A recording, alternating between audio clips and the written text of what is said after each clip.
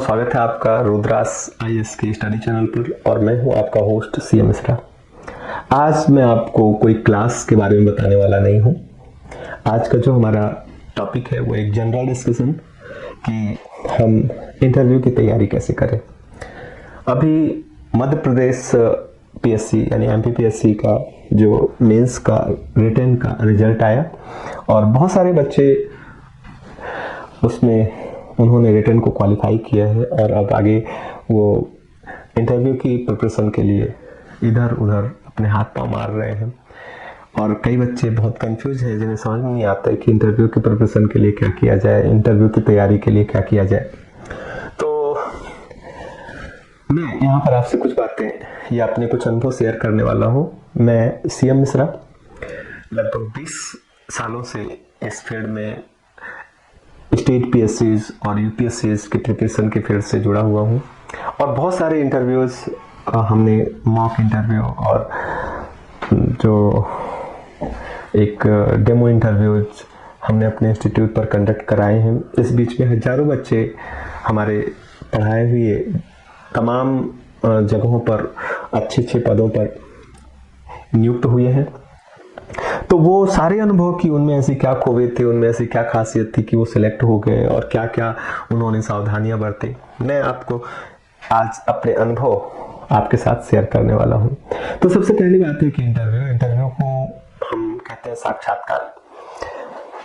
अगर हम अंग्रेजी में कहें इंटरव्यू तो इंटरव्यू का मतलब होता है कि इंटर मतलब होता है इंटर एग्जिट, आपने सुना होगा। इंटर मतलब अंदर घुस के और व्यू मतलब देखना। तो आप के बाहर क्या है, ये आपने अपने बाहर का मतलब जो आपके दिमाग में जो आपने एक ज्ञान भर रखा है, वो जो नॉलेज भर रखा है, उसको आपने अपनी कॉपी पर उतार दिया।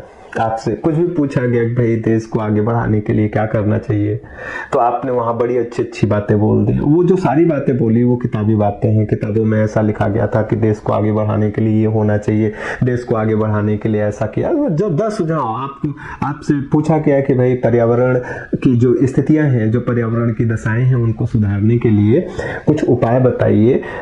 आपने पूरे 1.5 पन्ने उस पर लिख डाले। आपने इस कमेटी की रिपोर्ट लिख डाली, आपने उस कमेटी की रिपोर्ट लिख डाली, आपने सब कुछ बता दिया कि भाई जो एक पोल्यूशन फ्री जो व्हीकल्स हैं उनको प्रमोट करना चाहिए और एंड सो ऑन। महिलाओं के बारे में पूछा गया तो आपने उस पर नारी सशक्तिकरण या महिला सशक्तिकरण पर एक बहुत लंबा चौड़ा लेक्चर लिख डाला मतलब। तो ये तो हुई सब बाहरी बातें ना। कहने का मतलब ये रटा हुआ ज्ञान है और इट मे बी पॉसिबल, ऐसा संभव हो सकता है कि इस ज्ञान, ये जो ज्ञान है जो आपने किताबों से सीखा, इसका आपके व्यावहारिक जीवन से कोई लेना देना नहीं हो। तो आयोग बड़ा असमंजस में पड़ जाता है कि बच्चे प्रीलिम्स और मेंस में हमने उनसे जो पूछा उसमें तो बहुत अच्छा करके आए, लेकिन उनके अंदर क्या चल रहा है ये कैसे जाने। तो यही जानने के लिए हमारे इस परीक्षा में, सिविल सेवा एग्जामिनेशन में साक्षात्कार यानी इंटरव्यू का समावेश किया गया। और इसमें एक बोर्ड होता है, बोर्ड आपका इंटरव्यू लेता है और बोर्ड का पूरा कोशिश होता है कि आपके अंदर घुस के वो झांके, आपके अंतर मन को टटोले और निर्णय ले कि आपके अंदर क्या चल रहा है, आपका व्यक्तित्व कैसा है, आपकी पर्सनालिटी कैसी है। तो क्लियर है बिल्कुल कि अंदर से हम जैसे हैं हम वैसे ही हैं। और मैं बहुत सारे बच्चों के बारे में बड़े दावे के साथ बोल सकता हूं कि हम अंदर से बुरे तो कम से कम नहीं हैं, बहुत अच्छे हैं। तो अभी तो फिलहाल बहुत अच्छे हैं ना, जब तक सिलेक्शन नहीं हुआ तब तक बहुत अच्छे हैं। सिलेक्शन होने के बाद भगवान जाने, कभी कोई बहुत अच्छा बन जाता है, कभी कोई बहुत बुरा भी बन जाता है। वो एक अलग दुनिया हो जाती है, प्रोफेशनल लाइफ हो जाता है, उसमें कौन कैसा होगा ये राम जाने। बट अभी जब तक कि हम स्टडी कर रहे हैं, जब तक कि हम पढ़ाई कर रहे हैं, तब तक मैं बड़े दावे के साथ कह सकता हूँ कि हम सब बहुत इनोसेंट हैं। हमारे अंदर कोई धूर्तता नहीं है, हमारे अंदर कोई मैल नहीं है, हमारा जो व्यक्तित्व है वो पाक साफ है, हमारे ऊपर कोई दाग नहीं है। तो मेरे प्यारे बच्चों, बस यही बात मैं बोलना चाहूँगा कि घबराने की ज़रूरत नहीं है। आप जैसे हो, अगर अंतर मन को झांक के, अंतर मन में झांक के और मार्क्स मिलने की बात आ रही है, तो मन से तो हम बहुत अच्छे हैं, तो फिर हमें पूरे मार्क्स मिलने चाहिए। लेकिन कई बार ऐसा होता नहीं है। ऐसा क्यों नहीं होता है? क्योंकि हम इंटरव्यू का नेचर नहीं समझ पाते हैं। हम साक्षात्कार परीक्षा का असली नेचर क्या है, उसकी असली प्रकृति क्या है, हम ये नहीं समझ पाते हैं। हम साक्षात्कार परीक्षा को वाइवा समझ लेते हैं कि 35 क्वेश्चन पूछा गया था, मैंने 30 का सही जवाब दिया, तो हमें तो पूरे मार्क्स मिलने चाहिए। ऐसा होता नहीं है। कई बार ऐसा होता है कि 35 में से 35 प्रश्न पूछा गया, 30 प्रश्न का उत्तर हम नहीं दे पाए, हमने केवल 5 प्रश्न का उत्तर दिया, फिर भी हम टॉप कर गए। और 35 में 35 प्रश्न का सही उत्तर देने वाले भी आउट ऑफ 175, जो कि टोटल मार्क्स है एमपीपीएससी में इंटरव्यू का, 175 में से मैंने देखा है वो 75 मार्क्स भी नहीं ला पाते हैं, 75 मार्क्स के भी लाले पड़ जाते हैं। तो पहली बात तो ये क्लियर है कि it is not just question answer session. ये एक ऐसा सेशन नहीं है कि उसमें आपसे कुछ प्रश्न पूछा जाएगा और जितने प्रश्नों का आप सही सब जवाब दोगे उतने अच्छे मार्क्स मिलेंगे। बिल्कुल नहीं है। तो पहली बात ये अपने दिल से बिल्कुल निकाल लीजिए। देखिए, इंटरव्यू बोर्ड के पास भी कोई चारा है नहीं ना। उनके पास अगर कोई स्कैनर होता कि वो आपके मन को स्कैन कर सकते ना। देखिए, एक्सरे है, एक्सरे से हाथ पैर स्कैन किया जा सकता है, एमआरआई से हम अपने ब्रेन को स्कैन करा सकते हैं। ओके, तो ये तमाम साधन हैं जिनके जरिए हम अपने फिजिकल एग्जिस्टेंस को एक्सरे उसका स्कैनिंग कर सकते हैं, उसका एक्सरे कर सकते हैं। लेकिन मन में क्या चल रहा है ना, ये तो कई बार हमें भी नहीं पता होता है, हम ही कंफ्यूज हो जाते हैं। तो वो बोर्ड के सामने बहुत बड़ा चैलेंज है ना कि उसे अपने मन में क्या चल रहा है ये नहीं देखना है, उसे ये देखना है कि आपके अंतर मन में क्या चल रहा है, आपका जो बेसिक नेचर है वो कैसा है। और इसके लिए वो आपके मन के अंदर घुसने की कोशिश करता है। बस समस्या क्या है? समस्या ये है यहाँ पर कि उसके पास और कोई जरिया और कोई साधन नहीं है। तो वहां आपके मन में, अंतर मन में झांकने के लिए वो कुछ सवाल और कुछ जवाबों को साधन बनाता है, टूल बनाता है। ओके, तो पहली बात तो बिल्कुल निर्भीक हो जाइए कि it is not a question answer session. ये प्रश्न और उत्तर की एक श्रृंखला नहीं है। इसमें आपको अपने आप को एक्सपोज करना है। व्हाट यू आर, आप जो भी हैं उसी को एक्सपोज करना है, उसी को लोगों के सामने, अपने स्वयं के व्यक्तित्व को लोगों के सामने प्रस्तुत करना है। अब ये आप कितने अच्छे तरीके से कर ले जाते हैं, इसी की तैयारी को हम इंटरव्यू या साक्षात्कार की तैयारी कहते हैं। अब देखें, इंटरव्यू और साक्षात्कार क्या होता है। साक्षात्कार का जो टेस्ट है, इंटरव्यू का जो टेस्ट है, that is the test of our personality. हम अगर अपनी पर्सनालिटी की बात करते हैं तो there are 4 basic components of our personality. हमारा जो व्यक्तित्व है, हमारे व्यक्तित्व के 4 अहम घटक होते हैं, मूल घटक होते हैं, जिसमें सबसे पहला घटक यानी फर्स्ट कंपोनेंट है जिसे हम सोशल कंपोनेंट कहते हैं। सोशल कंपोनेंट मतलब क्या हो गया? बहुत सरल शब्दों में, बहुत आसान एग्जांपल्स के जरिए मैं इन छोटी छोटी बातों को आपको समझाना चाहूंगा कि सोशल कंपोनेंट का मतलब हो गया कि भाई हमें उठने, बैठने, बोलने की तमीज है या नहीं है। ओके, मेरी बात शायद आप समझ चुके होंगे कि हम किसी के घर जाते हैं तो क्या उसके घर में या उसके रूम में एंट्री लेने से पहले हम गेट नॉक करते हैं?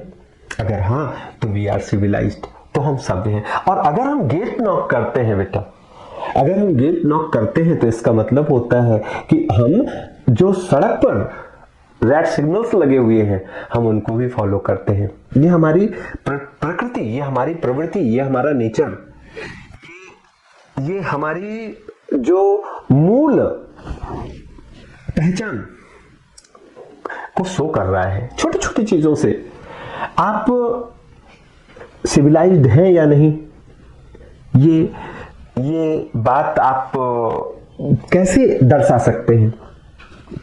छोटी छोटी, बहुत छोटी छोटी बातें होती है। जैसे सपोज कर लीजिए आप से किसी ने बैठने के लिए कहा कि प्लीज सिट डाउन, और उसके बाद आप बोलते हो थैंक यू सर। बहुत, ये बोलना जो होता है ना, बोलने में बड़ी कला होती है। अगर हमारी हैबिट में है ये थैंक यू, अगर हमारी आदत में है ये कि हम हमेशा बोलते ही रहते हैं, हम किसी को भी किसी का भी आभार व्यक्त करने में कभी कंजूसी नहीं करते हैं। हम किसी का भी छोटा छोटा जो उस ग्रेटिट्यूड है हम उसे शो करते हैं, ये हमारी हैबिट में है।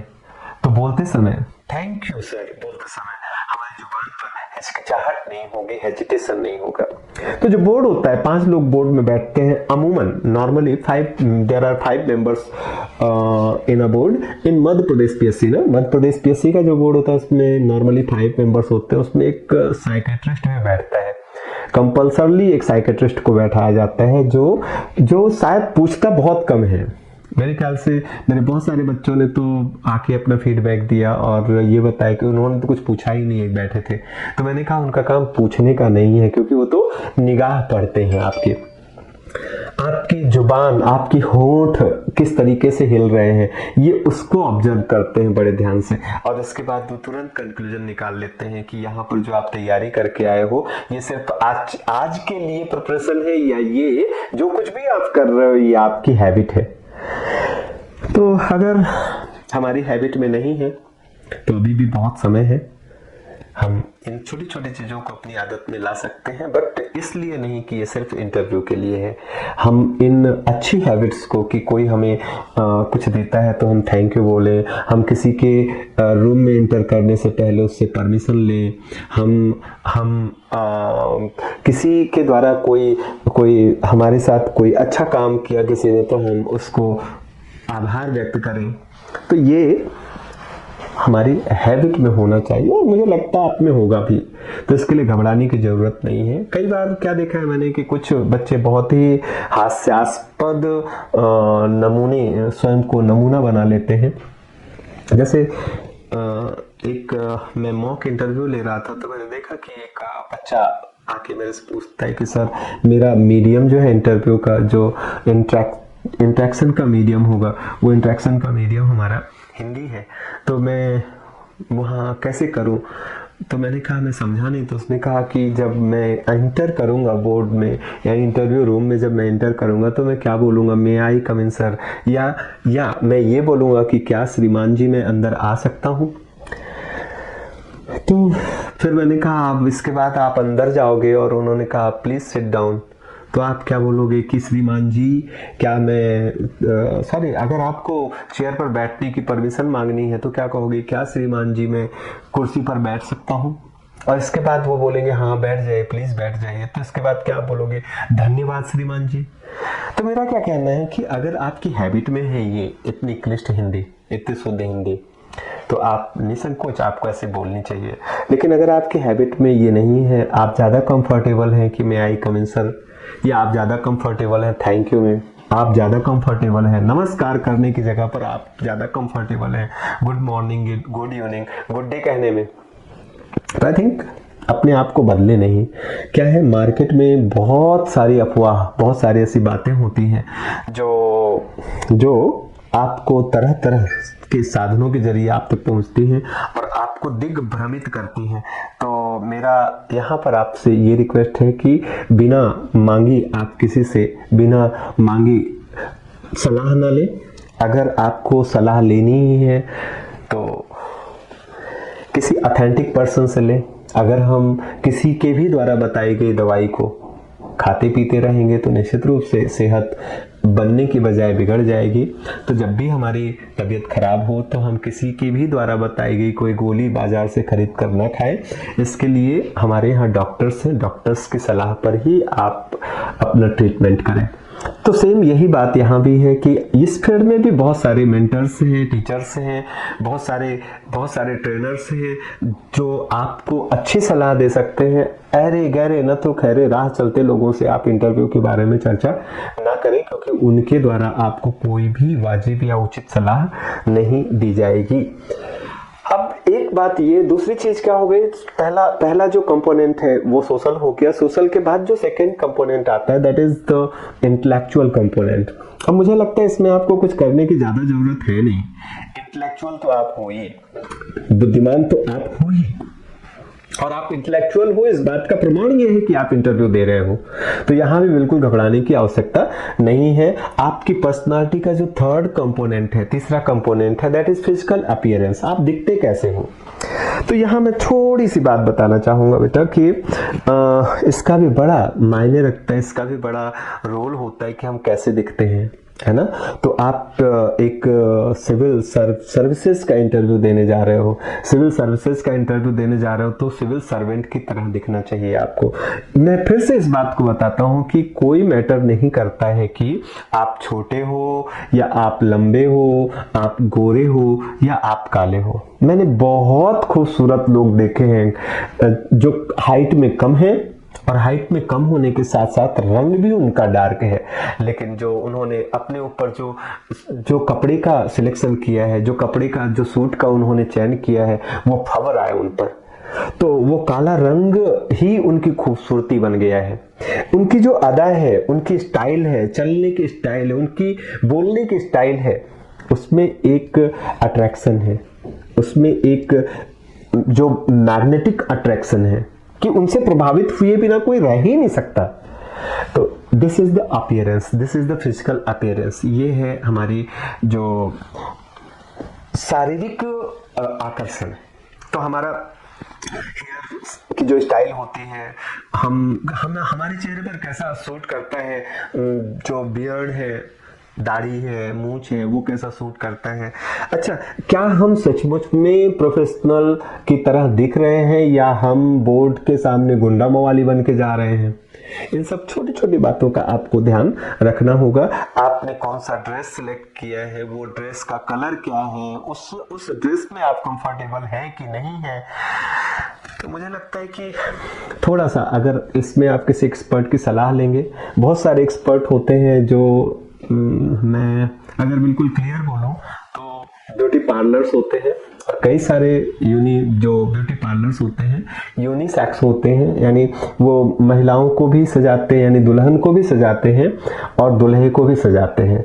तो मुझे लगता है कि एक बार अगर आपके कांटेक्ट में कोई ऐसा बंदा हो जो इस तरह के ब्यूटी पार्लर पर काम करता हो, तो अगर उन एक्सपर्ट की सलाह ले कि भैया आप तो बहुत दुल्हा सजाते हैं, आप बताएं कैसे मेकओवर करते हैं, तो क्या एक दिन के लिए मुझे भी दुल्हा बना देंगे। मुझे कोई शादी में नहीं जाना है, बट मेरी ससुराल है इंदौर में, संघ मध्य प्रदेश लोक सेवा आयोग रेजिडेंसी एरिया, मुझे वहां जाना है, तो कृपया सजा सकते हैं। तो हल्का फुल्का जो मेकअप आपके जो कहीं किसी को दिखे ना, लेकिन वो होते एक्सपर्ट ना, वो मेकओवर कर देते हैं, समझ में भी नहीं आता है कि हाँ आपने ऐसा कुछ मेकअप किया है।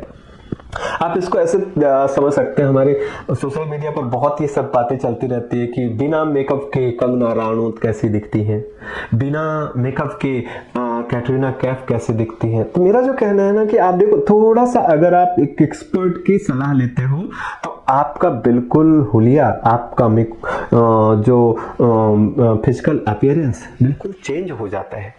और ये जो बदला हुआ आपका स्टाइल है, मुझे लगता है ये आपका कॉन्फिडेंस बढ़ाता है, इससे आपका विश्वास बढ़ता है। तो प्लीज इस पर अमल कीजिए। एंड थर्ड के बाद जो फोर्थ थिंग होती है, चौथी बात होती है मेंटल बहुत बड़ी चीज है। मेंटल मतलब होता है मानसिक, हमारा पर्सनालिटी का फोर्थ कंपोनेंट है ये मानसिक।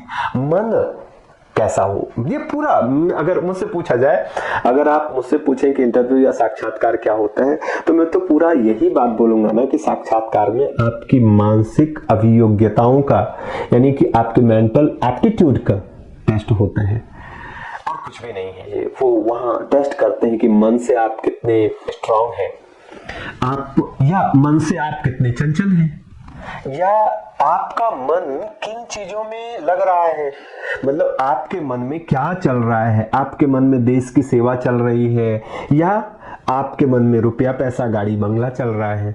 इसी चीज को जानने की कोशिश की जाती है। तो अपनी मानसिक क्षमताओं को बेहतरीन तरीके से हम कैसे इंटरव्यू बोर्ड के सामने प्रस्तुत करें, ये मैं आपको बताऊंगा नेक्स्ट एपिसोड में। तब तक के लिए खुदा हाफिज, थैंक यू।